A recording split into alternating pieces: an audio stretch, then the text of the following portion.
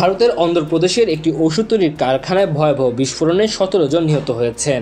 পাশাপাশি শরীরে রাসায়নিক পোড়া ক্ষত নিয়ে চিকিৎসাধীন আছেন আহত হওয়া ৩৪ ব্যক্তি।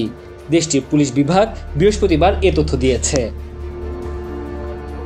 ভারতের সংবাদ মাধ্যম জানিয়েছে, বিস্ফোরণ এতটাই শক্তিশালী ছিল যে বেশ কয়েকটি দেহ ছিন্ন ভিন্ন হয়ে আশেপাশে ছড়িয়ে ছিটিয়ে পড়ে।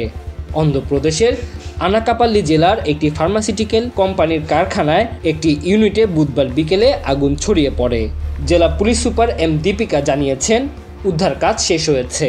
এখন পর্যন্ত ১৭ জনের মৃত্যু ও ৩৪ জনের আহত হওয়ার খবর পাওয়া গেছে। প্রাথমিক তদন্তে ধারণা করা হচ্ছে, গ্যাস লিকেজের কারণে ইলেকট্রিক প্যানেলে আঘাত করে বিস্ফোরণের ঘটনা ঘটে। পুলিশের আরেক কর্মকর্তা জানিয়েছেন, বিস্ফোরণে যারা কারখানার ভেতরে ছিলেন তারা ভয়াবহভাবে রাসায়নিক দগ্ধ হয়েছেন। మాది నిరుపేద కుటుంబం అండి. మా చిన్నాన్నగారు గత 5-6 సంవత్సరాలు బట్టి కంపెనీలో పనిచేస్తున్నారు, హౌస్ కీపింగ్గా పనిచేస్తున్నారు సార్. కానీ ఇప్పుడు కూడా జనరల్కే డ్యూటీకి వచ్చేవాడు. ఉదయం 8 నుంచి సాయంకాలం 5-6 గంటల వరకు డ్యూటీలో ఉండేవాడి.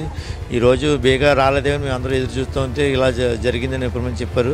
అందరి వల్ల మా పిన్ని, మేము, మా చిన్నాన్న, మా బావలు అందరూ కూడా మా కుటుంబ సభ్యులందరితో కూడా కలిసి రావడం జరిగింది.